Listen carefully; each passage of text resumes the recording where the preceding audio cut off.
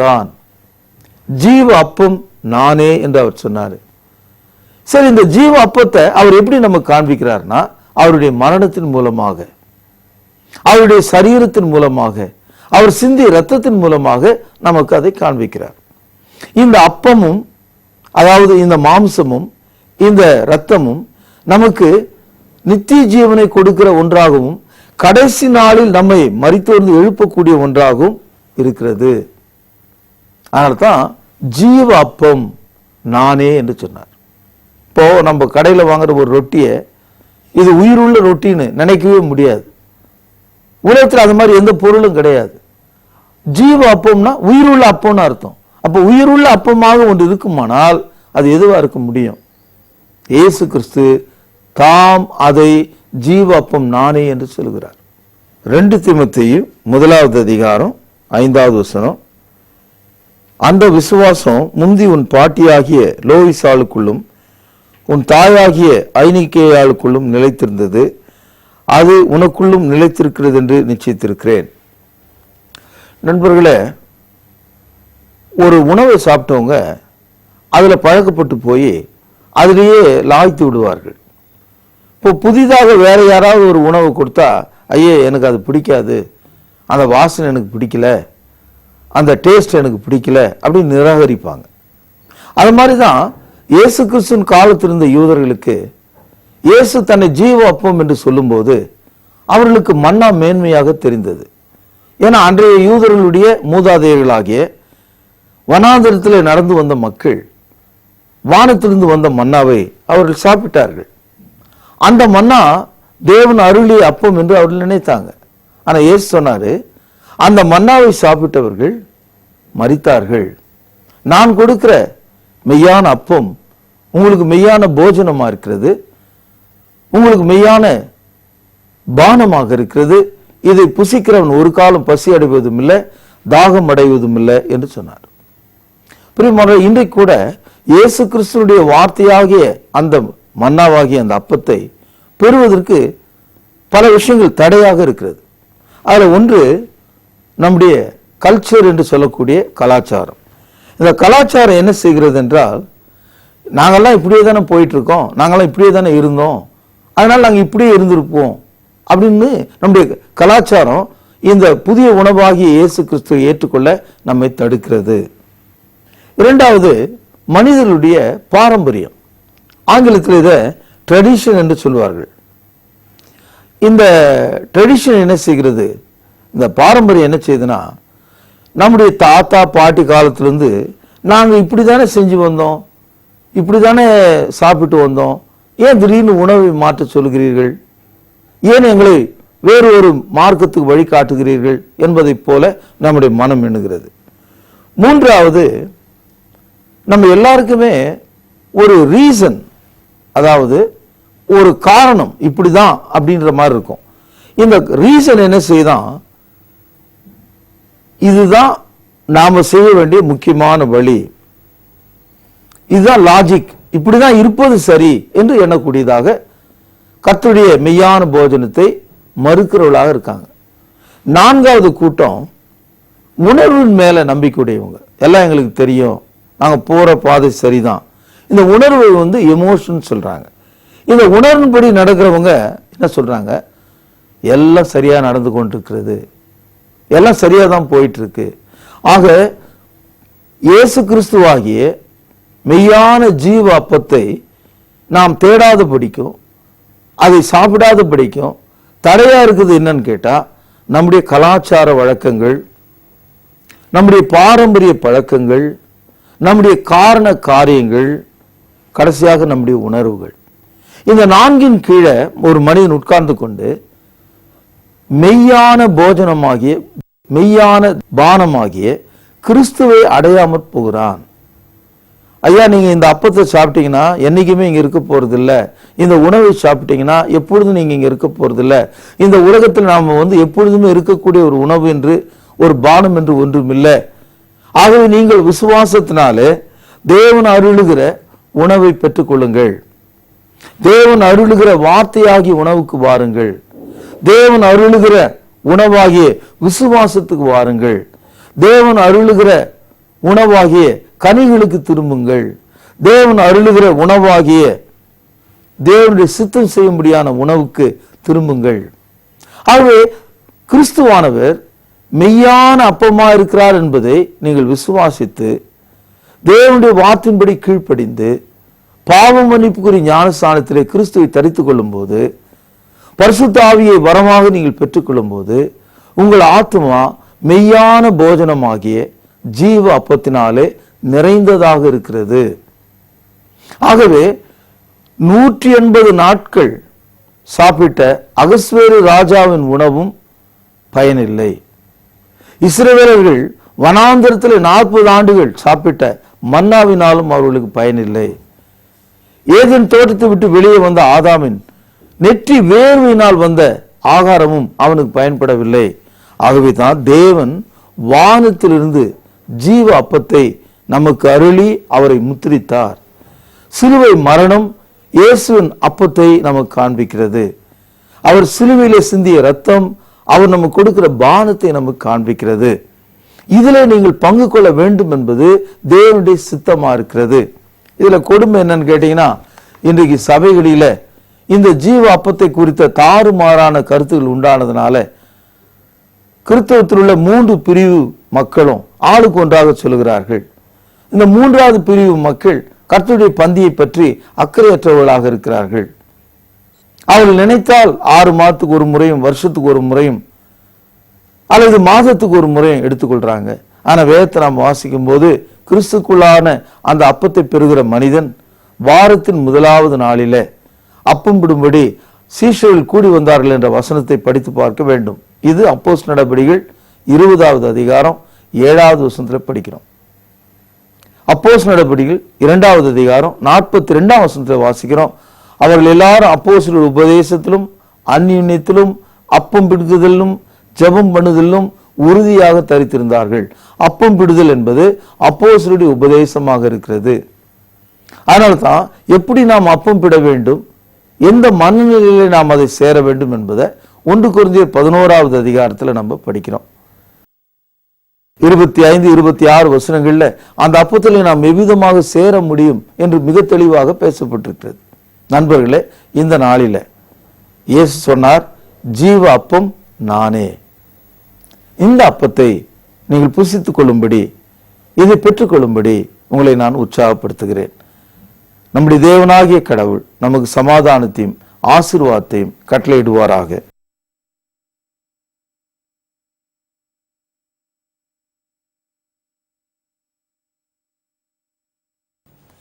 நம்முடைய கையில் உள்ள இந்த வேத புத்தகம் தேவனுடைய வார்த்தையாக இருக்கிறது.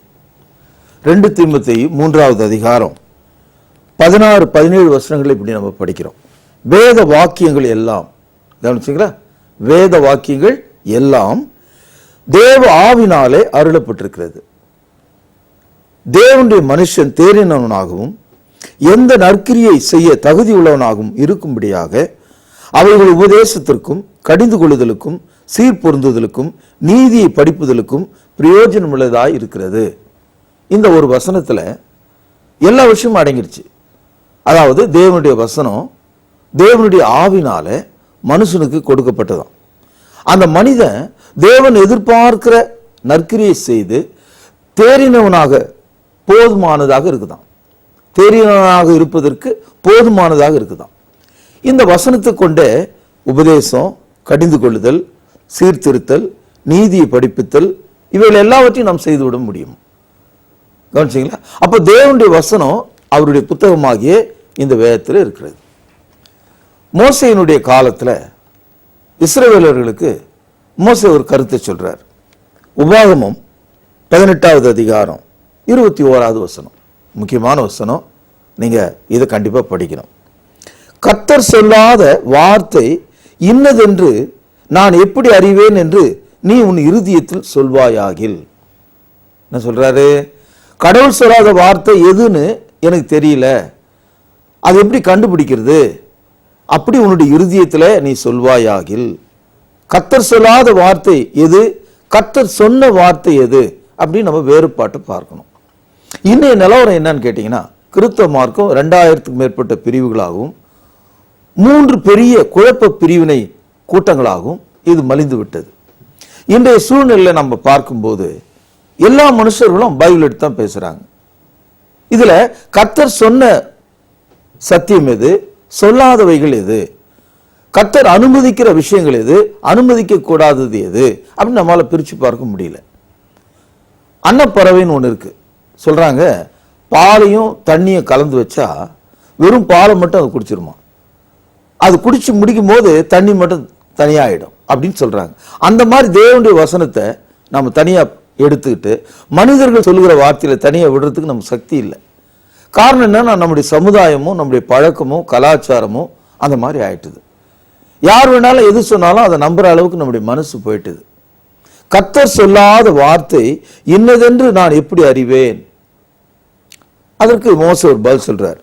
இது உபாகமும் 18வது அதிகாரம் 22வது வசனத்துல பதில் சொல்லப்பட்டிருக்கு. பாருங்க, ஒரு தீர்க்கதரிசி கர்த்தரின் நாமத்திலே சொல்லும் காரியம் நடவாமலும் நிறைவேறாமலும் போனால் அது கர்த்தர் சொல்லாத வார்த்தை. அந்த தீர்க்கதரிசி அதை துணிகரத்தினால் சொன்னான், அவனுக்கு நீ பயப்பட வேண்டாம். புரிஞ்சுதுங்களா? அப்போ கர்த்தர் சொன்ன வார்த்தைக்கும் சொல்லாத வார்த்தைக்கும் வேறுபாடு என்னன்னு கேட்டீங்கன்னா, கர்த்தர் சொன்ன வார்த்தையா இருந்தா அது நடக்கும், கர்த்தர் சொல்லாத வார்த்தையா இருந்தா அது நடக்காது. அப்படிப்பட்ட வார்த்தைகளுக்கு நீங்கள் பயப்பட வேண்டாம். அது மாத்திரம் இல்லை, அதே 18வது அதிகாரம் 20வது வசனத்துல கர்த்தர் சொல்லாத வார்த்தைகளை சொல்லுகிற இந்த கிறிஸ்தவ வியாபாரிகள், விரோதிகள், இந்த பரிசுத்தாவினுடைய வியாபாரிகள், இவர்களுக்கு ஒரு எச்சரிப்பு இங்கே வைக்கப்பட்டிருக்கு. 20வது வசனம் பாருங்க. சொல்லும்படி நான் கட்டளையிடாத வார்த்தையை என் நாமத்தினாலே சொல்ல துணியும் தீர்க்கதரிசியும் வேற தேவர்களின் நாமத்தினாலே பேசும் தீர்க்கதரிசியும் கவனிங்கள் சாக கடவன். அப்போ கர்த்தருடைய வார்த்தையை பேசாத மக்கள், இந்த பைபிள் இல்லாதவைகளை கூட்டியும் குறைத்தும் பேசுகிற மக்களுக்கு முடிவு சாவு. புரியுதுங்களா? இப்போ நம்ம வேதத்தை நம்ம எடுக்கும்போது இந்த பைபிள்ல கர்த்தர் சொன்ன வார்த்தைகளுக்கும் கர்த்தர் சொல்லாத வார்த்தைகளுக்கும் எவ்வளவு வேறுபாடு இருக்கிறது என்பதை இந்த வேதாகமத்தில் தேவன் பாதுகாத்து வச்சிருக்கார். அசல் எது நகல் எது என்பதை கண்டுபிடிப்பதற்கு தேவன் நமக்கு ஒரு வாய்ப்பையும் இந்த வேத புஸ்தகத்தில் கொடுத்திருக்கார். உதாரணத்துக்கு ஆதியாகமம் 3வது அதிகாரத்துக்கு நாம் செல்லும் போது கர்த்தர் சொல்லாத வார்த்தையை சாத்தான் அங்கே ஏவாளோடு பேசுகிறான். அதாவது கர்த்தர் என்ன சொல்கிறார்? ஆதியாகமம் 2:16-17 தேவனாகிய கர்த்தர் மனுஷனை நோக்கி, நீ தோட்டத்தில் உள்ள சகல விருட்சத்தின் கனியும் புசிக்கவே புசிக்கலாம். கவனிங்க, ஆனாலும் நன்மை தீமை அறியத்தக்க விருட்சத்தின் கனியை புசிக்க வேண்டாம், அதை புசிக்கும் நாளில் நீ சாகவே சாவா என்று கட்டளையிட்டார். இப்போ கர்த்தர் சொன்ன வார்த்தை என்ன? அந்த கனியை நான் விலக்கி வைத்திருக்கிற நன்மை தீமை மரத்தினுடைய கனியை புசிக்கும் நாளிலே நீ சாகவே சாவாய். இது தேவனுடைய வார்த்தை. இப்போ இந்த தேவனுடைய வார்த்தையை, கர்த்தர் சொன்ன வார்த்தையை மாற்றி சொல்வது தான் கர்த்தர் சொல்லாத வார்த்தை. இப்பொழுது ஆதியாகமம் 3வது அதிகாரம் முதல் சில வசனங்கள். தேவனாகிய கர்த்தர் உண்டாக்கின சகல காட்டு ஜீவன்களை பார்க்கிலும் சர்ப்பமானது தந்திரம் உள்ளதாய் இருந்தது. அது ஸ்திரியை நோக்கி, நீங்கள் தோட்டத்தில் உள்ள சகல விருட்சங்களின் கனியையும் புசிக்க வேண்டாம் என்று தேவன் சொன்னது உண்டோ என்றது. ஸ்திரீ சர்ப்பத்தை பார்த்து, நாங்கள் தோட்டத்தில் உள்ள விருட்சங்களின் கனிகளை புசிக்கலாம், ஆனாலும் கவனிங்க, தோட்டத்தின் நடுவில் இருக்கிற விருட்சத்தின் கனியை குறித்து தேவன் நீங்கள் சாகாதபடிக்கு அதை புசிக்கவும் அதை தொடவும் வேண்டாம் என்று சொன்னார் என்றாள். மிக தெளிவாக கர்த்தர் சொன்ன வார்த்தைகள் எது என்பதை ஏவாள் அங்கே பேசினாள். ஆனா கர்த்தர் சொல்லாத ஒரு வார்த்தையை சாத்தான் எப்படி புகுத்துகிறான் என்று பாருங்கள். அப்பொழுது சர்ப்பம் 4வது வசனம் ஸ்திரியை நோக்கி, நீங்கள் சாகவே சாவதில்லை. அதாவது 2:17 நம்ம பார்த்தோம், கர்த்தர் சொன்னாரு சாகவே சாவாய் அதை புசிக்கும் நாளில். சாத்தான் என்ன சொல்றா? அதை புசிக்கும் நாளில் நீங்க சாகவே சாவதில்லை. ஜஸ்ட் ஆப்போசிட், 100 மடங்கு எதிரடியாக சொல்றான். கொஞ்சம் குறையல்ல, 100 மடங்கு மிக எதிரியாக அவன் நாம் பேசுவதை நம்ம பார்க்கிறோம். 5வது வசனம், நீங்கள் இதை புசிக்கும் நாளிலே உங்கள் கண்கள் திறக்கப்படும் என்றும் நீங்கள் நன்மை தீமை அறிந்து தேவர்களைப் போல் இருப்பீர்கள் என்றும் தேவன் அறிவார் என்றது. அதாவது தேவனுடைய வார்த்தையை மாற்றி சொல்வதோடு நிறுத்தவில்லை, இன்னும் கூடுதலாக பொய் வேற சொல்ல ஆரம்பிச்சான். பொய் தகவலை கொடுத்தான். என்ன தகவலை சொல்றான்? உங்கள் கண்கள் திறக்கப்படும். அப்ப இது வரைக்கும் நீங்க குருடரா இருக்கீங்க, நீங்களும் கடவுள் போல இருப்பீங்க, தேவரை போல இருப்பீங்க, இது தேவனுக்கே தெரியும், தெரிஞ்சு அவர் உங்களை இப்படி வச்சிருக்காரு. சந்தேக புயல அவன் கிளப்பி விட்டான். நண்பர்களே, இன்றைய கிறிஸ்தவத்தினுடைய நிலைமை இதான். இன்றைக்கு தேவனுடைய வார்த்தை எது, தேவனுடைய வார்த்தை எது இல்லை என்று தெரிந்து கொள்ளாத ஒரு மனநிலையில மயங்கி சுரணையற்று கிறிஸ்தவம் தள்ளப்பட்டிருக்கிறது. காலையிலிருந்து சாயங்காலம் வரைக்கும் தொலைக்காட்சிகளிலும் கிறிஸ்தவ பத்திரிகைகளிலும் எல்லாரும் செய்யற வித்தையான காரியங்களையும் வினோதமான பேச்சுகளையும் பழக்க வழக்கங்களையும் பொய் பிரச்சாரங்களையும் நீங்கள் பார்க்கும்போது ஐயோ நான் என்ன செய்வேன் என்று கதற வேண்டுவது போல் இருக்கிறது. காலகாலமாக இந்த நாட்டுக்கு சுவிசேஷத்தை முதல் நூற்றாண்டு காலத்திலேயே தோமா கொண்டு வந்தார். பிறகு ஐரோப்பியர்கள் பாடுபட்டு இந்த நாட்டுக்குள்ள சுவிசேஷத்தை கொண்டு வந்து கொடுத்தாங்க. என்ன பாடுபட்டு, கல்லால் அடிக்கப்பட்டு, உணவு இல்லாம எவ்வளவு வேதனைப்பட்டு அவங்க இந்த நாட்டுக்குள்ள உழைச்சாங்க. இன்னைக்கு ஒவ்வொரு ஊர்ல ஒவ்வொரு பட்டணங்கள்ல எவ்வளவு முக்கியமான இடங்கள் இருந்த மாபெரும் ஆலயங்கள்லாம் இன்னைக்கு காலியா போச்சு, நிலங்கள்லாம் விற்கப்பட்டு விட்டது. இதுக்கு என்ன காரணம்? மக்கள் அங்க இல்லை. அந்த மக்கள் எங்க போயிட்டாங்கன்னா கர்த்தர் சொல்லாத வார்த்தைகளை அழகாகவும் கூட்டியும் சொல்கிற மக்கள் பின்னால போயிட்டாங்க. இதானே நடக்குது. எத்தனை பாடுபட்ட திருச்சபைகள் இன்றைக்கு வெறிச்சோடு இருப்பதற்கு காரணம் என்ன?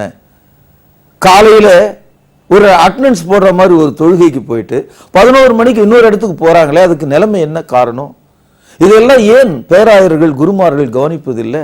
போதர்கள் ஏன் கவனிப்பதில்லை? நான் சில நாளைக்கு முன்ன சொன்ன மாதிரி இப்படிப்பட்ட மாபெரும் ஜாம்பவான்கள், மாபெரும் பேராயர்கள் மேடையில அவர்கள் வாய்ப்பொத்தி கைப்பொத்தி உட்கார்ந்து இருப்பதை பார்க்கிறோம். கள்ள தீர்க்கதரிசிகளை முன்னால வச்சு அவங்க பேசுவதை கேட்டு ரசிக்கிறத நம்ம பார்க்கிறோம். இதானே நடக்குது. கர்த்தர் சொல்லாத வார்த்தை எது என்று நீ உன் இருதயத்தில் சொல்வாயாகில் அது எப்படி அப்படி நீங்க தேடும்போது வசனம் சொல்லுது, கர்த்தர் சொன்ன வார்த்தைக்கும் சொல்லாத வார்த்தைக்கும் இதான் வேறுபாடு.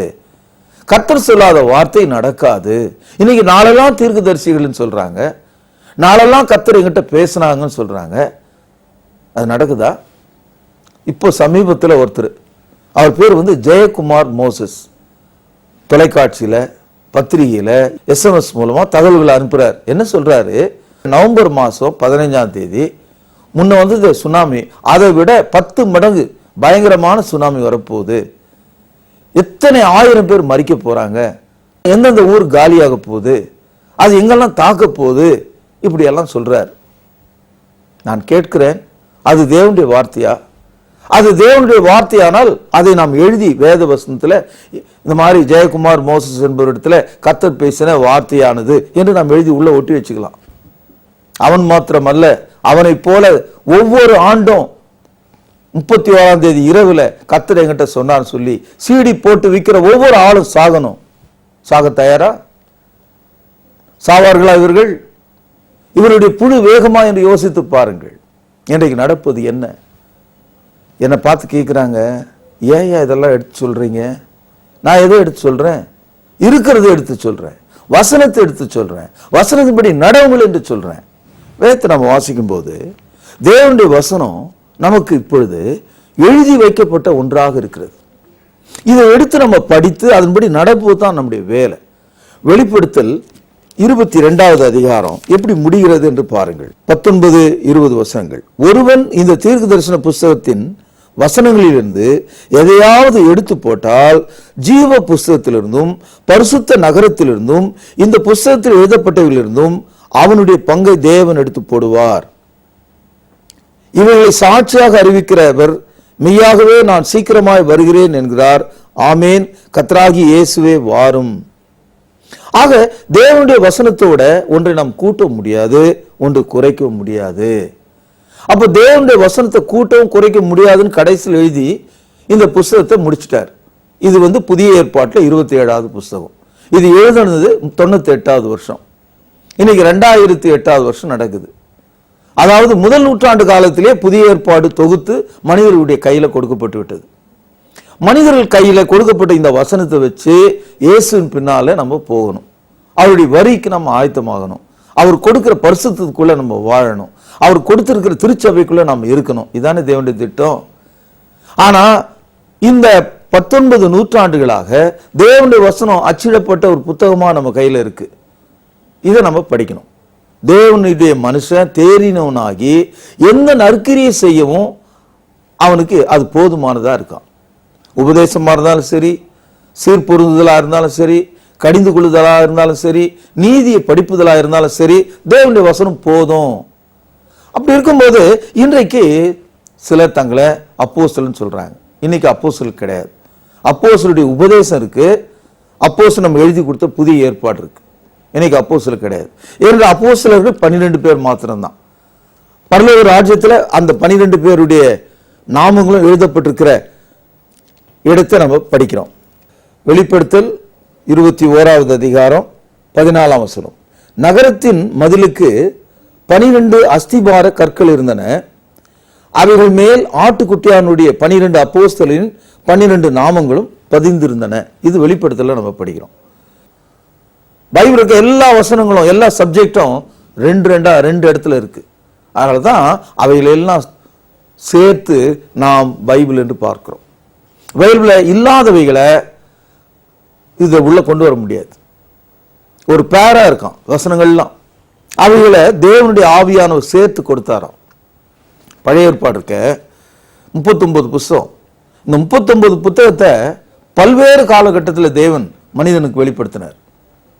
1500 வருஷங்கள் ஆச்சுங்க பழைய ஏற்பாட்டை தொகுக்கிறதுக்கு. புதிய ஏற்பாட்டில் 27 புத்தகங்கள் இருக்கு. இந்த 27 புத்தகங்களை தொகுப்பதற்கு ஏறக்குறைய 33வது வருஷத்திலிருந்து 98வது வருஷம் வரைக்கும் இந்த இடைப்பட்ட காலத்தில் இதை தொகுத்திருக்காங்க. ஆக தேவனுடைய வசனங்களை தேவ ஆவியானவர் தேவ மனுஷனை ஏவி பேச செய்து அதை பதிவு செய்திருக்கிறார். ஆகவே தேவனுடைய வசனத்தை நாம படித்து புரிந்து கொள்ள வேண்டும். இன்னைக்கு தினம் போய் சொல்ற மக்கள் தீர்க்க தரிசனம் என்ற போர்வையில தீர்க்க தரிசன பள்ளிகள் வேற நடத்துறாங்க. என்கிட்ட வாங்க, உங்களுக்கு தீர்க்க தரிசனம் எப்படி சொல்றதுன்னு நான் சொல்லி தரேன். இந்த மாதிரி எப்பாவது பழைய ஏற்பாட்டு காலத்திலேயாவது புதிய ஏற்பாட்டு காலத்திலேயாவது தீர்க்க தரிசன பள்ளிகளை நடத்தினாங்களா? நடத்த முடியுமா? Can you teach prophecy to சம்மோன்? ஒரு மனிதன் அவனுக்கு என்ன பேசுறேன்னு தெரியாம தான் தீர்க்க தரிசனம் அந்த காலத்தில் சொல்லியிருக்காங்க. இந்த பாருங்க, நான் தீர்க்க தரிசனம் சொல்ல போறேன் அப்படின்னு நினைச்சிட்டு யாரும் சொல்ல. கர்த்தர் ஏவன உடனே அவங்க பேசினாங்க. தேவனுடைய மனுஷன் தேவ ஆவினாலே ஏவப்பட்டு பேசினான். அவனுடைய விருப்பத்திலிருந்து மூளையிலிருந்து அவன் பேசல, பரிசுத்தாவினுடைய வல்லமையினாலே பேசினான். அப்படி இருக்கும்போது எப்படி நாம் ட்ரெயின் பண்ண முடியும்? இன்னைக்கு டிவியில பார்க்கிறோம், தீர்க்க தரிசன பள்ளி, அதுக்கு ஒரு இயக்குனர், அதுக்கு ஒரு கூட்டம், அதுக்கு ஒரு ரேட்டு, நீங்க வா இவ்வளவு கட்டணம் செலுத்து உனக்கு சொல்லி தரேன்.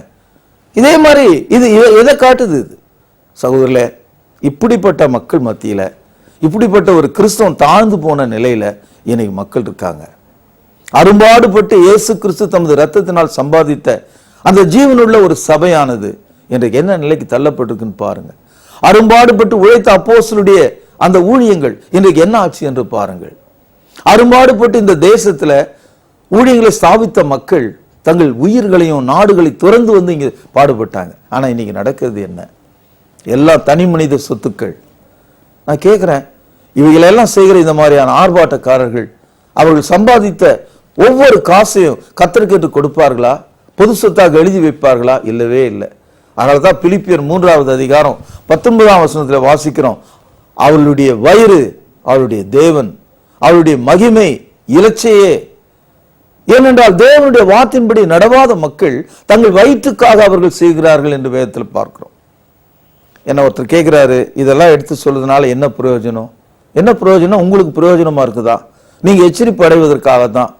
2 பேதுரு 2வது அதிகாரம் முதல் சில வசனங்கள். கள்ள தீர்க்கதரிசிகளும் ஜனங்களுக்குள்ளே இருந்தார்கள், அப்படியே உங்களுக்குள்ளும் கவனிங்க. கள்ள போகர்கள் இருப்பார்கள், அவர்கள் கேட்டுக்கு ஏதுவான வேத பொருட்டுகளை தந்திரமாய் நுழைய பண்ணி தங்களை கிரயத்துக்கு கொண்ட ஆண்டவரை மறுதலித்து தங்களுக்கு தீவிரமான அழிவை வருவித்துக் கொள்வார்கள். அவர்களுடைய கட்ட நடக்கைகளை அநேகர் பின்பற்றுவார்கள், அவர்கள் நிமித்தம் சத்திய மார்க்கம் தூஷிக்கப்படும். பொருளாசை உடையவர்களாய் தந்திரமான வார்த்தைகளால் உங்களை தங்களுக்கு ஆதாயமாக வசப்படுத்திக் கொள்வார்கள். பூர்வம் முதல் அவர்களுக்கு விதிக்கப்பட்ட ஆக்கினை அயந்திராது, அவருடைய அழிவு உறங்காது. இந்த வசனத்துல பழைய ஏற்பாட்டு காலத்துல கள்ள தீர்க்கதரிசி இருந்தது மாதிரியே உங்களுக்குள்ளும் கள்ள போதர்கள் இருப்பாங்க. ஆவியார் வெளிப்படையா சொல்றார். அவங்க என்ன செய்வாங்களாம்? கேட்டுக்கு ஏதுவான, கேட்டுனா அழிவுக்கு ஏதுவான, நரகத்துக்கு ஏதுவான வேத புரட்டுகள், சாகவே சாவாய் அப்படின்னு தேவன் சொன்னாரு. சாத்தா என்ன சொன்னா? சாகவே சாவதில்லை. அதான் வேத புரட்டு. அது மாதிரி வேத புரட்டுகளை இன்னைக்கு ஒவ்வொரு ஆளும் ஏறக்குறைய இதே மாதிரி செஞ்சுட்டு இருக்காங்க. நீங்க கவனிச்சு பாருங்க. அது ஒரு பக்கம் கத்தோலிக்கும், ஒரு பக்கம் ப்ராட்டஸ்டன்ட், ஒரு பக்கம் அளவில்லாத பெண்டிகாஸ்லிசம். இதை கேட்பதற்கு யாரும் இல்லை. இது ஒரு கடைசி காலம் என்பது இந்த நிர்விச்சாரமான நிலைமை நமக்கு காண்பிக்கிறது. கேட்டுக்கு ஏதுவான வேத புரட்டுகளை தந்திரமாய் நுழைய பண்ணி நமக்கே தெரியாம நமக்குள்ள கொண்டு வந்துட்டான். இன்றைக்கு மரியாள் வணக்கம், தேவ தூதர் வணக்கம், கையை தூக்குனா காலை தூக்குனா கீழே விழுகிறது, பங்காளர்கள் என்ற பேர்ல சொந்தமா பணத்தை வாங்கி வீடுகளை கட்டிட்டு ஜபகோபுரங்கள் என்று சொல்வது, இதெல்லாம் என்ன வேலை? அவருடைய கெட்ட நடக்கைகளை அநேகர் பின்பற்றுவார்கள். அவர்கள் நிமித்தம் சத்திய மார்க்கம் தூஷிக்கப்படும். சரி, இவங்களை எப்படி நம்ம தெரிஞ்சுக்கலாம்னா, பொருளாசை உடையவர்களாய் இவங்களை நீங்க ஈஸியா பார்த்து கண்டுபிடிச்சிடலாம். காசு கட்டுக்கிட்டே இருப்பாங்க. காசு அனுப்ப வேண்டியதுதான். ஒவ்வொரு பத்திரிகையிலும் ஒரு பாகம் இருக்கும். இதை எப்படி நிரப்பணும், எப்படி அனுப்பணும். ஏன் இயேசு கிறிஸ்துவினுடைய நாமத்தில் ஏன் இப்படிப்பட்ட காரியங்களை செய்கிறாங்க? எல்லாருக்கும் பணம் தேவைதான். பணம் அனுப்ப வேண்டாம்னு சொல்ல, வாங்க வேண்டாம்னு சொல்ல.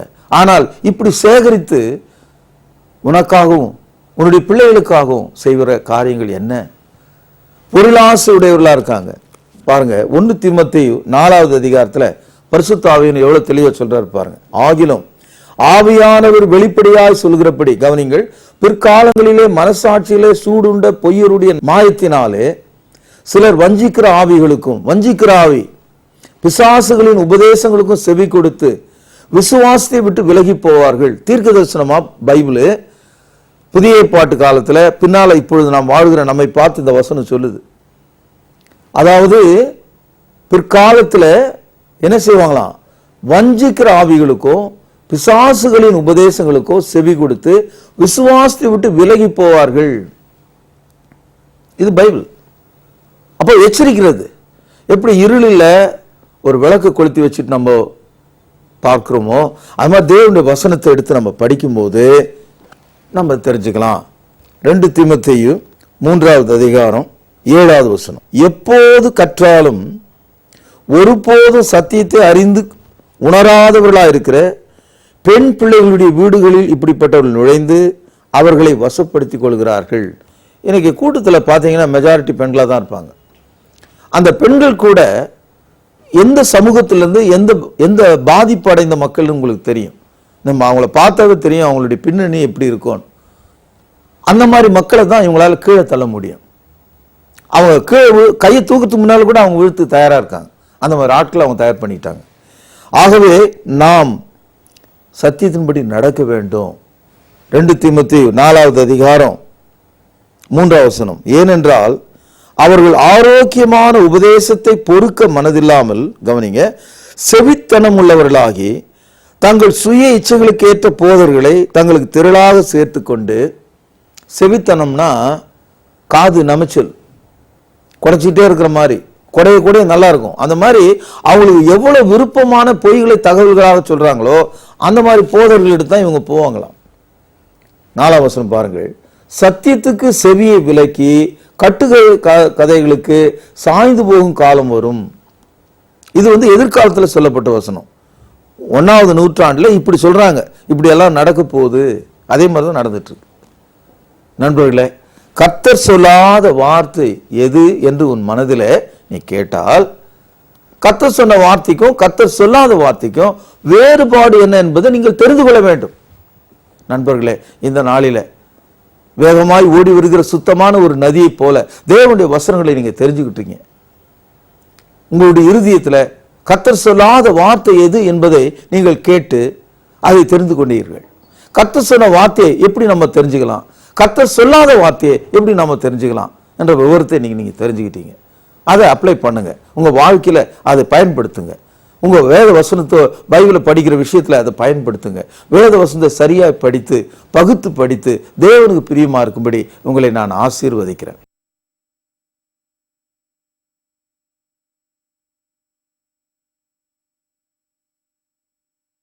என்னிடத்துல தொலைபேசியில் பேசுறவங்க, நேர பேசுறவங்க ஒரு கருத்தை சொல்றாங்க. என்னுடைய மகனுக்காக, என்னுடைய மகளுக்காக ஜெபம் பண்ணுங்க, தயவுசெய்து எனக்காக ஜெபம் பண்ணுங்க. அடுத்த கேள்வி, எதுக்காக ஜெபம் பண்ணும்?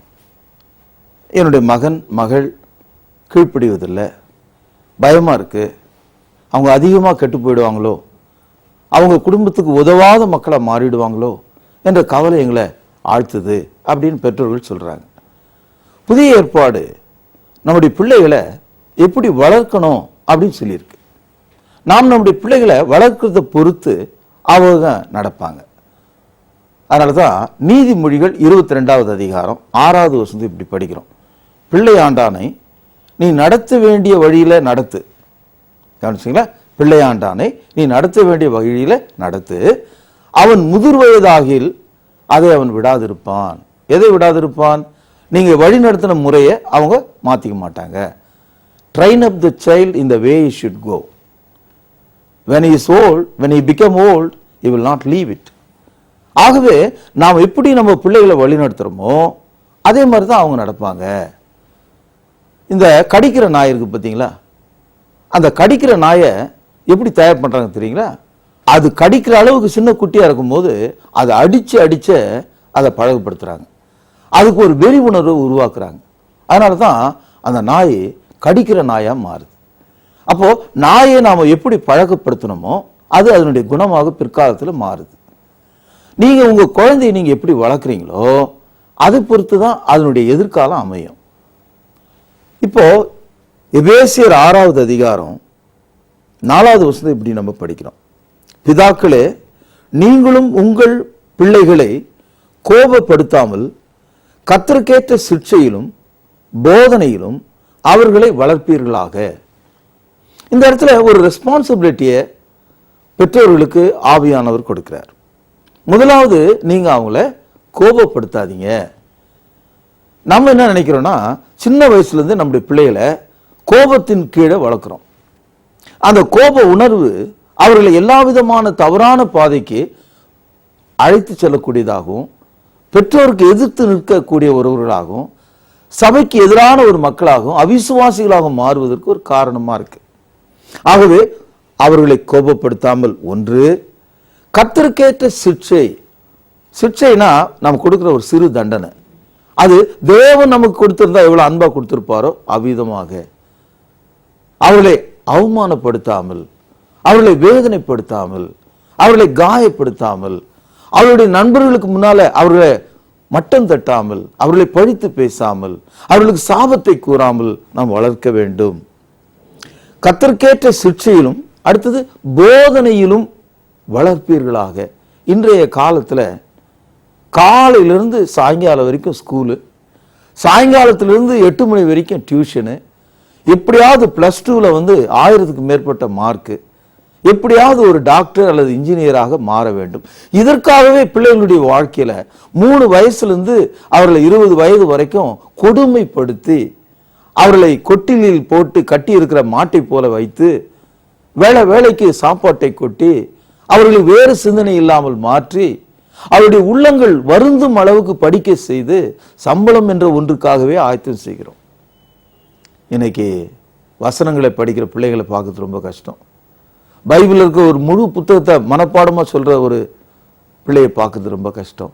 10 வசனம் ஒழுங்கா சொல்லக்கூடிய குழந்தைங்க இன்னைக்கு இல்லை.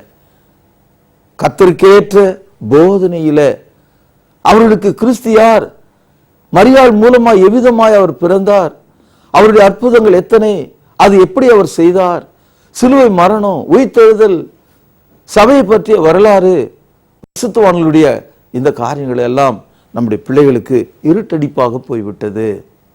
ஆகவே கர்த்தருக்கேற்ற சிட்சையிலும் போதனையிலும் நாம் அவர்களை வளர்க்க வேண்டும். கொலோசியர் 3வது அதிகாரம் 21ஆம் வசனம், பிதாக்களே, உங்கள் பிள்ளைகள் திடனற்று போகாதபடி அவர்களுக்கு கோபம் மூட்டாதிருங்கள்.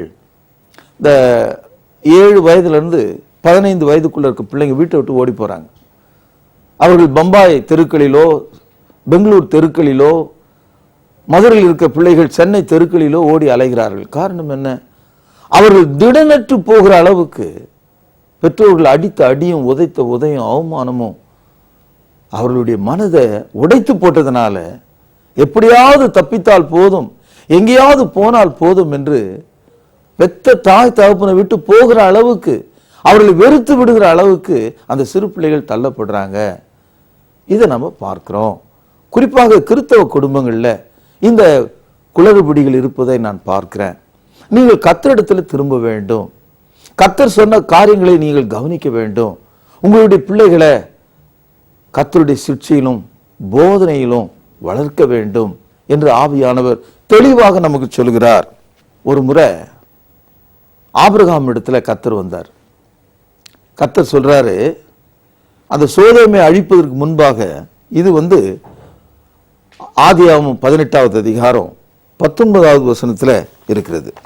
கர்த்தர் ஆபிரகாமுக்கு சொன்னதை நிறைவேற்றும்படியாய் அவன் தன் பிள்ளைகளுக்கும் தனக்கு பின்வரும் தன் வீட்டாருக்கும் நீங்கள் நீதியையும் நியாயத்தையும் செய்து கர்த்தருடைய வழியை காத்து நடவுங்கள் என்று கட்டளையிடுவான் என்று அறிந்திருக்கிறேன் என்றார். ஆபிரகாமை பற்றி கர்த்தர் என்ன நினைத்தார் என்று இங்கே பேசப்பட்டிருக்கு. அவன் தன்னுடைய பிள்ளைகளுக்கோ அதுக்கு பிறகு வருகிற சந்ததிக்கும் நீதியும் நியாயத்தையும் கர்த்தருடைய வழியில் நடக்க வேண்டும் என்ற விஷயத்தையும் அவன் போதிப்பான் என்பதை நான் அறிந்திருக்கிறேன் என்று சொல்கிறார். இந்த கருத்து சோதோம் குமாராவில் இருக்கிற அந்த மக்களை அழிப்பதற்கு முன்பாக ஆபிரகாமோடு கர்த்தர் பேசினார். இதை 18வது அதிகாரம் 18வது வசனத்தை பாருங்கள். நான் செய்ய போகிறதை ஆபிரகாமுக்கு மறைப்பேனோ? 20வது வசனம் பாருங்கள். பின்பு கர்த்தர் சோதோம் குமாராவின் குரல் பெரிதா இருப்பதனால் அவைகளின் பாவம் மிகவும் கொடிதா இருப்பதனாலும் நான் இறங்கி போய் என்னிடத்தில் வந்து எட்டின அந்த குரலின் படியே அவர்கள் செய்கிறார்களோ இல்லையோ என்று பார்த்து அறிவேன் என்றார். இந்த நிகழ்ச்சி நீங்கள் தொடர்ந்து படிப்பீர்களானால் சோதோம் குமாராவினுடைய அழிவை பற்றி நம்ம படிக்கிறோம். ஆகவே அழிவுக்கு முன்னால நாம் காக்கப்பட வேண்டும். நம்முடைய பிள்ளைகள் கெட்டு போவதற்கு முன்பாக அவர்கள் திருத்தப்பட வேண்டும். நம்முடைய வாலிப பெண்கள், வாலிப பையன்கள் கர்த்தருடைய சிட்சையிலும் போதனையிலும் வளர்த்திருந்தா இந்த நிலைமை வந்திருக்காது. இன்னைக்கு வெறும் காசை நோக்கியும் ஐடி செக்டாரை நோக்கியும் அமெரிக்காவில் கிடைக்கிற வேலையை நோக்கியுமே 3 வயதிலிருந்து நம்முடைய பிள்ளைகளை விதைச்சு வளர்க்குறோம். அதுவே கதியாக வைக்கிறோம். சாப்பிட ஊட்டிக்கிட்டே பிள்ளைகளுக்கு பாடங்களை சொல்லித்தரோம். சாப்பிடுவதற்கு கூட, அது விழுங்குவதற்கு கூட இடம் கொடுக்காமல் பரீட்சைகளுக்கு அவர்களை ஆயத்தமாக்குறோம். இது என்ன கொடுமை இது? இப்படிப்பட்ட பிள்ளைகள் கர்த்தரிடத்தில் திரும்பாமல் உலகத்திலே சென்று விட்டார்கள். ஆகவே பெற்றோர்களை இந்த நாளில் நீங்கள் நடுக்கமுற்று உங்களுக்கு பிறந்த பிள்ளைகள் கர்த்தரால் வரும் சுதந்திரம் என்று அறிந்து அவர்களை நல் ஒழுக்கத்தில் வளர்க்க வேண்டும் என்று உங்களை நான் அன்போடு கேட்டுக்கொள்கிறேன். சில விஷயங்களை உங்களுக்கு நான் சொல்றதுல மகிழ்ச்சி அடைவேன். நியாயாதிபதிகளின் புஸ்தகம் 13:12. இங்கே மனாசே என்ற ஒரு ஆளு பிள்ளை இல்லாமல் இருந்து அவனுக்கு பிள்ளை ஆண்டவர் கொடுப்பதற்காக வாக்குறுதி கொடுக்கிறார். அப்போ அந்த தேவ தூதனிடத்துல அந்த மனாசே கேட்கிறான், இந்த பிள்ளையை நாங்கள் எவ்விதமாக வளர்க்க வேண்டும்? குழந்தை பிறக்கல. அவனுக்கு அந்த வாக்குறுதி கிடைக்கும் போது how shall I raise this child, இந்த பிள்ளையை நான் எப்படியா வளர்க்கணும்னு கேட்டான். அப்போ ஒரு குழந்தையை வளர்ப்பது என்பது அது பிறந்து 3 வயது ஆன பிறகு அல்ல, அது பிறப்பதற்கு முன்பாகவே திட்டமிடப்பட வேண்டும். அப்படிப்பட்ட மக்களை கர்த்தர் ஆசீர்வதிக்கிறார். 1 சாமுவேல் 1வது அதிகாரம் 27-28 வசனங்கள் நீங்க படிச்சீங்கன்னா, எல்கானா அன்னாள் என்ற அந்த இருவருக்கும் பிள்ளைகள் இல்லாதிருந்த போது அன்னாளுக்கு கர்த்தர் வாக்குறுதியை கொடுக்கிறாரு. ஒரு உற்ப காலத்தில் சாமுவேல் அவனுக்கு பிறக்கிறான். அந்த சாமுவேலை என்ன செய்தாள் என்று தான் அந்த வசனத்தில் போட்டிருக்கு. அதாவது கர்த்தரிடத்தில் கேட்டு கண்ணீரோட ஆண்டவருடைய சமூகத்தில் தன்னுடைய மலட்டுத்தன்மை நீக்கி, ஆண்டவரே எனக்கு ஒரு பிள்ளை தாரும் என்று கேட்டு பெற்றுக்கொண்ட அந்த குழந்தைய அவர் சந்தோஷமாய் வளர்த்து தன் வீட்டிலே வைத்துக் கொண்டாள் என்று நாம படிக்காம, கர்த்தரிடத்திலே நான் கேட்டு வாங்கினதுனால அவன் என்றென்றும் கர்த்தரிடத்திலே வேலையா இருக்க வேண்டும் என்று சொல்லி அவன் தேவனுடைய சமூகத்தில், கூடாரத்தில், ஆலயத்தில் கொண்டு வந்து அவனை விட்டு விட்டாள். அவன் அந்த சாமுவேல் பால் மறந்த பின்பு தேவனுடைய வீட்டில் சிறு பையனா இருக்கும் போதே வளர ஆரம்பித்தான். அந்த மாதிரி ஒரு டெடிகேஷன் நம்முடைய பிள்ளைகளுக்கு இன்றைக்கு தேவை. We need to dedicate our children to Christ and the church. அந்த மாதிரி உண்டா? இன்னைக்கு பேரை வைக்கும் போதே குமார், மிஸ்ரா, பேரை விளங்காது. கர்த்தருடைய பிள்ளைகளுக்கு பேர் வைக்கும் போது அவங்களுடைய பேர் வசனத்தின்படி இருந்தால் எவ்வளோ அழகா இருக்கும், ஞாபகமா இருக்கும். அதை விட்டுட்டோம். என்னமோ வட பெயர்கள், புரியாத பெயர்கள், வித்தியாசமான பெயர்கள். ஏன்? விக்கிர ஆராதனைக்காரர்களோடு நம்முடைய சவகாசம் அதிகமாக போச்சு. அவங்கள மாதிரியே நாம நம்முடைய பிள்ளைகளை வளர்த்தோம் இல்லைங்களா? இயேசு கிறிஸ்துவினிடத்துல பிள்ளைகளை கொண்டு வந்தவங்களை இயேசு என்ன செய்தார் தெரியுங்களா? அவ்வளவு அன்போடு நடந்து கொண்டார். உதாரணத்துக்கு மார்க் 5வது அதிகாரம் 22, 23 வசனங்களை பார்க்கும்போது, ஜெயரஸ் என்று சொல்லக்கூடிய ஒரு அதிகாரி, அவனுடைய மகள் அதிகமான ஜுரத்தினால மரண அவஸ்தைப்படுகிறாள். அவன் கர்த்தரிடத்தில் என்னுடைய மகள் மிகவும் மரண அவஸ்தைப்படுகிறாள், தயவுசெய்து எனக்கு உதவி செய்ய வேண்டும் என்று கேட்டார். இயேசு என்ன செய்தார்? அவனுடைய மகளுக்கு ஜுரம், மரண அவஸ்தைன்னு கேட்ட உடனே இயேசு அவனோடு புறப்பட்டு போனார். போகிற வழியில இன்னொரு சம்பவம் நடக்குது. அந்த நிகழ்ச்சியை தாண்டி கொண்டு போகும்போது அந்த ஜெயரசனுடைய வேலைக்காரர்கள் சொல்றாங்க, உன் மக செத்து போயிட்டா, போதகரை நீங்க இனிமேல் கட்டாயப்படுத்தாதீங்க, விட்டுருங்க அவரை அப்படின்னு சொல்லும்போது இயேசு அவனை பார்த்து, நீ கவலைப்படாத, நீ விசுவாசம் உள்ளவனா இரு என்று அவனுக்கு திடமாய் சொல்லிவிட்டு தொடர்ந்து அவனுடைய வீட்டுக்கு போய் அந்த சிறு பெண்ணுடைய கையை பிடித்து தூக்கி எழுப்பினார் என்று நம்ம படிக்கிறோம். இதுல என்ன தெரியுது? பெற்றோர்கள் தேவனிடத்தில் திரும்பும்போது, பெற்றோர்கள் இயேசுனிடத்தில் திரும்பும்போது பிள்ளைகளை அவர் காப்பாற்றுகிறார். புரிஞ்சுக்கிட்டீங்களா? When the parents turn to God and Christ, and God and Christ heal the children at home. இதுதான் நடக்குது. ஆகவே நீங்கள் உங்களுடைய பிள்ளைகளை நல்லவங்களா நடக்கணும் அப்படின்னு நீங்க நினைக்கிறதா இருந்தா, ஒழுங்கா இருக்கணும்னு நினைக்கிறதா இருந்தா, சிறப்பா இருக்கணும்னு நினைக்கிறதா, நீங்கள் முதலாவது கர்த்தரை தேட வேண்டும். மத்தேயு 15வது அதிகாரம் 22வது வசனத்துல, யூதர் அல்லாத ஒரு கானானிய ஸ்திரீ, அப்போ புறஜாதி பெண், அவ இயேசு கிறிஸ்துவினிடத்துல, என்னுடைய மகள் பொல்லாத ஆவினால பிடிக்கப்பட்டிருக்கிறா, நீங்க சுகமாக்குங்க அப்படின்னு கேட்டா. அதுக்கு இயேசுநாதர் சொன்னாரு, யாராவது பிள்ளைகளின் அப்பத்தை எடுத்து நாய்களுக்கு போடுவாங்களா அப்படின்னு ஒரு உதாரணத்தை சொன்னார். ஏன் சொல்றாருன்னா, நான் யூதருக்காக வந்தேன், புறஜாதியருக்கு ஊழியம் செய்ய நான் வரல அப்படின்னு மாதிரி சொன்னார். அதுக்கு அவர் சொல்றா, மெய்தான் ஆண்டவரே, ஆனா அந்த பிள்ளைகள் சாப்பிட்டுட்டு மிச்சமா போடுற அந்த துணிக்கை இருக்கு பாருங்க, அதை நாய்க்குட்டி சாப்பிடலாம் இல்லையா? அத மாதிரி நீங்க யூதருக்காக வந்திருக்கலாம், ஆனால் உங்கள் ஊழியத்துல ஒரு துளியை, ஒரு சிறு பருக்கை, எனக்கு விழுகிற பருக்கை எனக்கு தரலாம் இல்லையா? தயவுசெய்து என்னுடைய மகளை காப்பாற்றுங்க, அவள் கொடிய ஆவினால் பிடிக்கப்பட்டு துன்புறுகிறாள், வாருங்கள் என்று கேட்டபோது இயேசு சொன்னாரு, உன்னுடைய விசுவாசத்தின்படி ஆக கடவுது. அப்போ இயேசு கிறிஸ்து செவி கொடுத்தார், இயேசு கிறிஸ்து இறங்கினார், அவருடைய மகளுக்காக அவர் இறங்கினார். பெற்றோர்கள் தங்களுடைய பிள்ளைகளுக்காக கர்த்தரிடத்தில் திரும்ப வேண்டும். அது ஒரு வியாதிக்காக மட்டுமல்ல, எந்த ஒரு விஷயமா இருந்தாலும் சரி, அது படிப்பா இருக்கலாம், வியாதியா இருக்கலாம், திருமணமா இருக்கலாம், அவங்க குடும்ப விஷயமா இருக்கலாம். பெற்றோர்களாகிய நீங்கள் கர்த்தரை தேடும் போது உங்கள் பிள்ளைகளை அவர் ஆசீர்வதிப்பார்.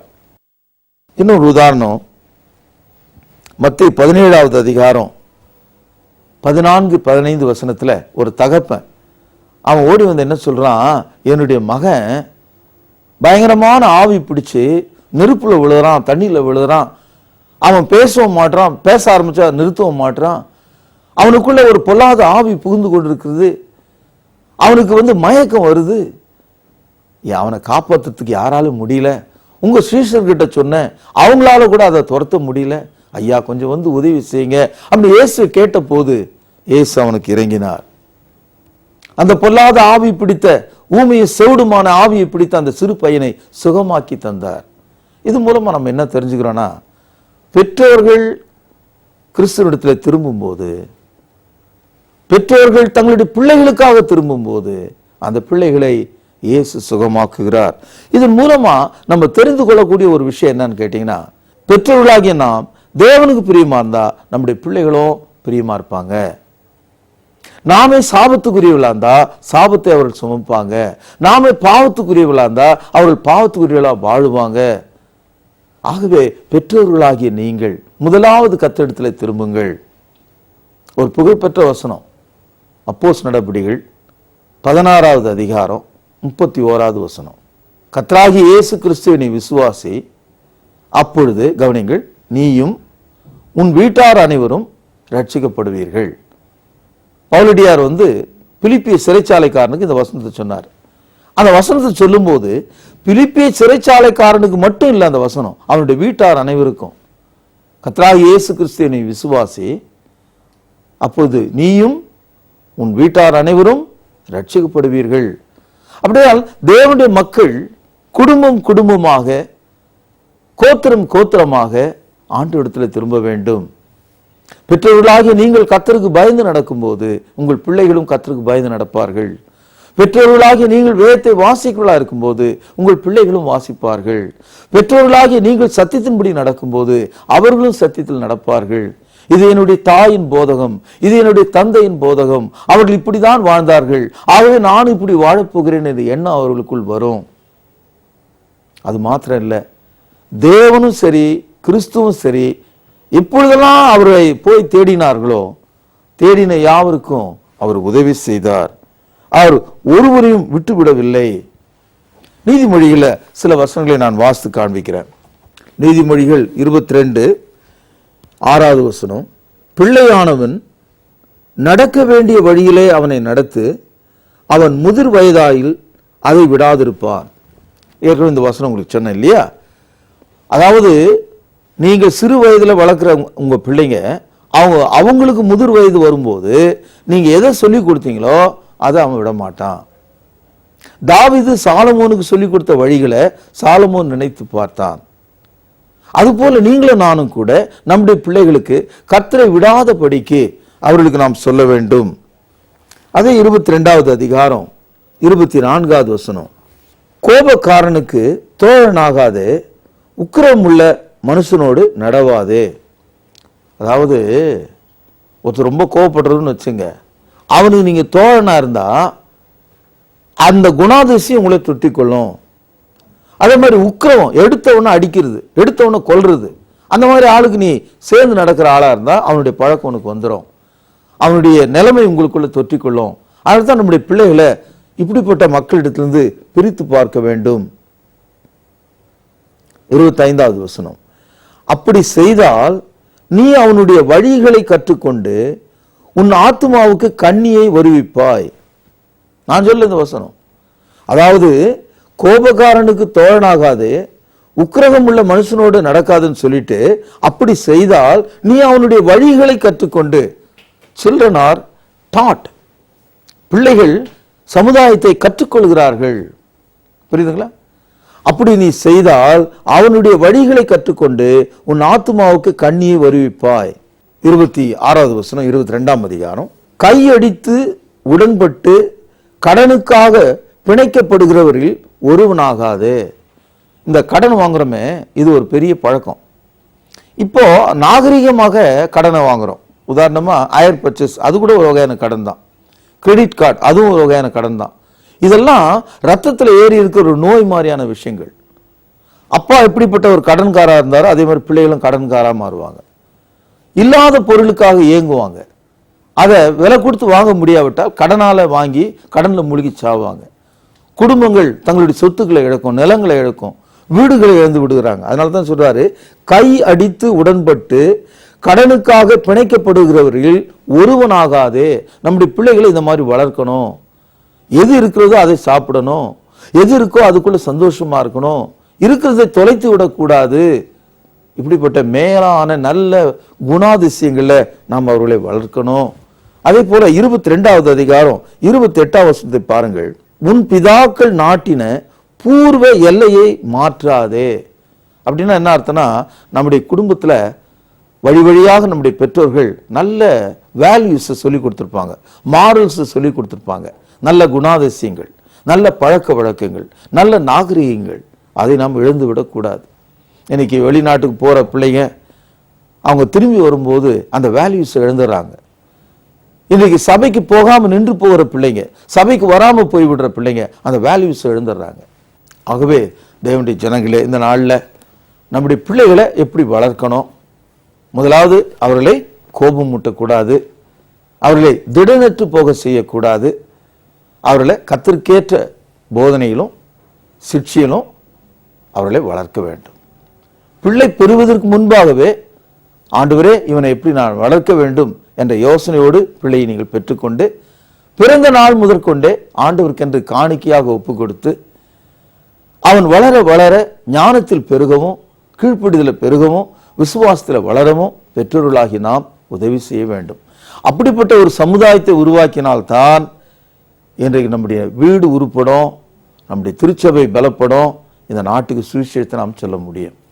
இப்படிப்பட்ட ஈவுகளை கொடுக்கத்தக்கதாக கர்த்தர் நமக்கு உதவி செய்வாராக.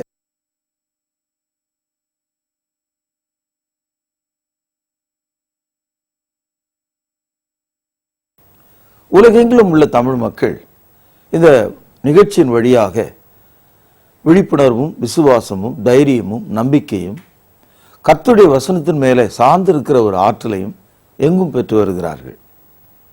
இந்த விழிப்புணர்வு நிகழ்ச்சியின் மூலமாக சோர்ந்து கிடக்கிற மக்களை எழுப்புகிறோம், தவறாய் செல்கிற மக்களை திருப்புகிறோம், வசனத்தின் மேலே நம்பிக்கை வையுங்கள் என்று சொல்கிறோம். காரணம், இது ஒரு கடைசி காலம். வானத்திலே தோன்றுகிற வானவில்லை போல மனுஷர்கள் எழும்பி தங்கள் வாய்க்கு வந்ததெல்லாம் சொல்லிக் கொண்டிருக்கிற ஒரு கடைசி காலம்.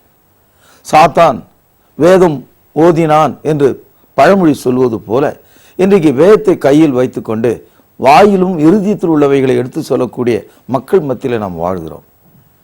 ஒரு பக்கம் கிறிஸ்தவத்தில் துரோகிகள், மறுபக்கம் எதிரிகள், இன்னொரு பக்கம் வியாபாரிகள்.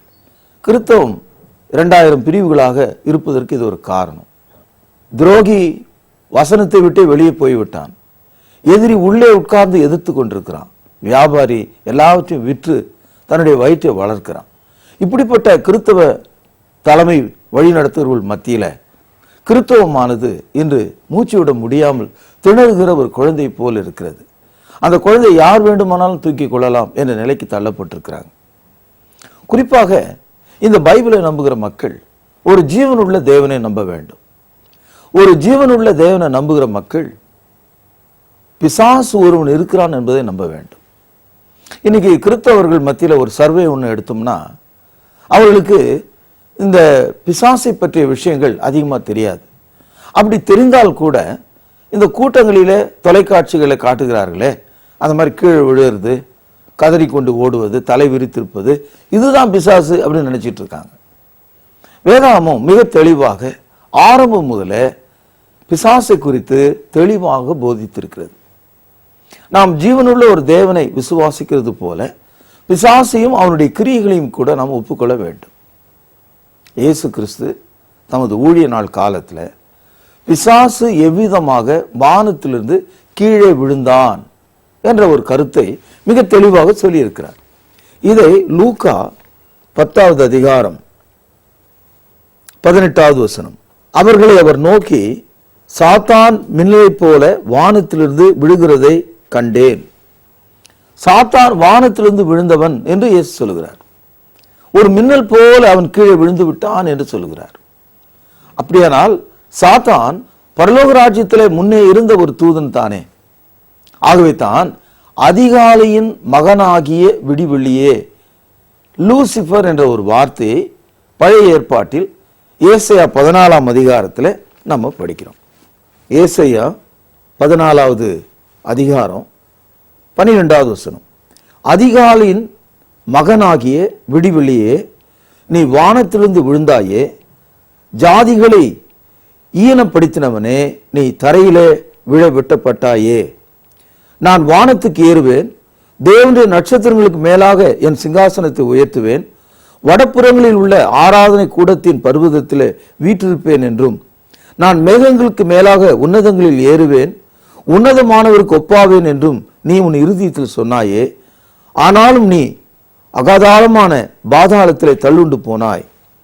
உன்னை காண்கிறவர்கள் உன்னை உற்று பார்த்து உன்னை குறித்து சிந்தித்து, இவன்தானா பூமியை தத்தளிக்கவும் ராஜ்யங்களை அதிரவும் செய்து உலகத்தை வனாந்தரமாக்கி அதன் நகரங்களை அழித்து சிறைப்பட்டவர்களை தங்கள் வீடுகளுக்கு போக விடாமல் இருந்தவன் பாருங்கள் என்பார்கள் என்று நாம் படிக்கிறோம். ஆக இயேசு கிறிஸ்து சாத்தான் வானத்திலிருந்து மின்னலை போல விழுந்தவன் என்றும், தீர்க்கதரிசியாகிய ஏசாயா தீர்க்க தரிசனமாக ஒரு கவிதையாக அங்கே நடந்த நிகழ்ச்சிகளை நமக்கு இங்கே கூறுகிறார். இதுல ரொம்ப முக்கியமான ஒரு கருத்து, அதிகாலையின் மகனாகிய விடிவெள்ளியே நீ வானத்திலிருந்து விழுந்தாயே என்று சொல்கிறார். அது மாத்திரம் இல்ல, ஏசாயா 14வது அதிகாரம் 1ஆம் வசனம், கீழே இருக்கிற பாதாளம் உன் நிமித்தம் அதிர்ந்தது, உன் வருகைக்கு எதிர்கொண்டு பூமியின் அதிபதிகளாயிருந்த செத்த ராட்சதர் யாவரையும் உன் நிமித்தம் எழுப்பி ஜாதிகளுடைய எல்லா ராஜாக்களையும் அவருடைய சிங்காசனிலிருந்து எழுந்திருக்க பண்ணுகிறதும் என்று நாம படிக்கிறோம். அதாவது சாத்தான் கீழே விழுந்த போது பூமியிலே செத்திருந்த ராட்சதர்கள் கூட எழுந்தார்கள் என்ற ஒரு தீர்க்க தரிசன பதத்தை நாம் இங்கே பார்க்கிறோம். ஆகவே Satan is a fallen angel, like a lightning he fall from heaven. இயேசு கிறிஸ்து இந்த கருத்தை நமக்கு சொல்றார். இந்த சாத்தானை பற்றி இன்னும் சில குறிப்புகளை வேதத்தில் நம்ம படிக்க முடியும். குறிப்பாக யோவான் எழுதிய சுவிசேஷம் 8வது அதிகாரம் 44வது வசனத்தில், உங்கள் தகப்பனாகிய பிசாசானவன் ஆதி முதல் பொய் பேசுகிறவனாகவும் அவன் பேசும்போது தன்னுடைய சொந்தத்தில் எடுத்து பேசுகிறவனாகவும் மனுஷ கொலைபாதகனாகவும் இருக்கிறான் என்று யோவான் 8:44 கிறிஸ்து குறிப்பிடுகிறார். அதிலிருந்து என்ன தெரியுதுன்னா, சாத்தான் ஆதி முதற்கொண்டு பொய் சொல்கிறவனாக இருக்கிறான். One of the notorious character of Satan is lying. ஏவாளை பொய்யின் மூலமாக அவன் வஞ்சித்தான். கர்த்தர் தொடக்கூடாது, சாப்பிடக்கூடாது என்று விலக்கியிருந்த கனியை நீ சாப்பிட்டால் உன் கண்கள் திறக்கும், நீங்கள் தேவனை போல் இருப்பீர்கள், இது தேவனுக்கே தெரியும் என்ற பொய் அவன் சொன்னதினாலே தேவன் சாவா என்று சொன்ன இடத்துல சாக மாட்டா என்ற பொய்யை சொல்லி மனித வர்க்கத்தை கெடுத்து போட்டான். ஆகவே ஆதி முதல் அவன் பொய்யனும் பொய்க்கு பிதாவுமா இருக்கிறான் என்று நாம் படிக்கிறோம். 1 யோவான் 3வது அதிகாரம் 8வது வசனத்தில், இயேசு கிறிஸ்து பூமிக்கு வந்தாரே, பாவிகளை ரட்சிக்க வந்தார். இயேசு கிறிஸ்துடைய முதல் நோக்கம் பூமிக்கு வருவது பாவிகளை ரட்சிப்பது. அது மாத்திரமல்ல, மனிதர்களை பாவியாக்கி பாவங்களில் வழி நடத்துகிற பிசாசின் கிரியைகளை அழிப்பதும் கூட அவருடைய வருகை நோக்கமா இருக்கிறது. 1 யோவான் 3வது அதிகாரம் 8வது வசனத்தில் படிக்கிறோம், பிசாசின் கிரியைகளை அழிப்பதற்காகவே மனுஷகுமாரன் வெளிப்பட்டார். பிசாசானவன் இப்படிப்பட்டவனா இருக்கிறதுனால கிறிஸ்தவர்களாகிய நாம் தெளிவுள்ளவர்களா இருக்க வேண்டும். இன்றைக்கு பிசாசுக்கும் தேவனுக்கும் உள்ள வேறுபாட்டை, பிசாசின் வார்த்தைகளுக்கும் தேவனுடைய வார்த்தைக்கும் உள்ள வேறுபாட்டை அறிந்து கொள்ள முடியாதபடிக்கு கிறிஸ்தவ மார்க்கத்தில் கிறிஸ்தவ துரோகிகள், கிறிஸ்தவ எதிரிகள், கிறிஸ்தவ ஆவி வியாபாரிகள் இவர்கள் மத்தியில் பிசாசின் கிரியை எது என்று தெரியாத அளவுக்கு எல்லாமே ஒரு குழப்பமா போச்சு. காரணம், பிசாசை கொண்டு பிசாசுக்கு ஆதரவாய் பேசுகிறவனும் கூட தேவனுடைய வார்த்தை பேசுகிறான் என்ற எண்ணத்தை அவன் உருவாக்கி விட்டான். இன்றைக்கு நாள் முழுவதும் தொலைக்காட்சிகளிலும் பத்திரிகைகளிலும் நாம் படிக்கிற செய்திகளை பார்த்தால் அதை செய்கிற மக்கள் அது பரிசுத்தாவினால் செய்கிறார்களா அல்லது பிசாசினாவினால் செய்கிறார்களா என்ற விவரம் புரிய முடியாத அளவுக்கு அது மழுக்கப்பட்டிருக்கிறத நம்ம பார்க்கிறோம். பாருங்க, பைத்தியம் மேட்னஸ், பிசாசு பிடித்திருத்தல் ஈவில் ஸ்பிரிட் பொசஸ்ட், இது 2 விஷயங்கள், வேற வேற விஷயங்கள். இயேசு கிறிஸ்துவுடைய காலத்திலே பைத்தியம் பிடித்தவர்கள் இருந்தார்கள், இயேசு கிறிஸ்துவுடைய காலத்திலே பிசாசு பிடித்தவர்கள் இருந்தார்கள். இன்றைய நம்முடைய காலத்திலே பைத்தியம் பிடித்தவர்கள் இருக்கிறார்கள், இன்றைய நம்முடைய காலத்திலே பிசாசு பிடித்தவர்களும் இருக்கிறார்கள். பைத்தியம் பிடித்தவர்களை பிசாசு பிடித்தவர்கள் என்று நீங்கள் சொல்லக்கூடாது. பிசாசு பிடித்தவர்களே பைத்தியம் பிடித்தவர்கள் என்று சொல்லக்கூடாது. ஆக பைத்தியம் வேறு, பிசாசு பிடித்திருக்கிறது வேறு. இன்றைக்கு நம்ம அண்ணாச்சிங்க லேசாக பைத்தியம் பிடித்தவர்களை எல்லாம் பிசாசு பிடித்தவர்களை போல காட்டுவதை நம்ம பார்க்கிறோம். இயேசு கிறிஸ்து கெனசரேத்து கடற்கரையில லேகியோன் என்ற 12,000க்கு அதிகமான பிசாசு பிடித்த மனிதனை சுகமாக்கினார் என்றும், அவன் எப்படிப்பட்ட மனிதனாக இருந்தான் என்றும், அவன் விலங்குகளாலும் சங்கிலிகளாலும் கட்ட முடியாமலும் கல்லுகளாலே அவன் தன்னை காயப்படுத்தி கொண்டு ஓயாமல் கதறிக்கொண்டு சுடுகாட்டில இருக்கிறவனாக இருந்தான். அவன் தான் பிசாசு பிடித்தவன். ஒரு முறை இயேசு கிறிஸ்துவிடத்தில் ஒருத்தன் வரான். அவன் சொல்றான், என்னுடைய மகன் சந்திரி யோகியாக இருக்கிறான்.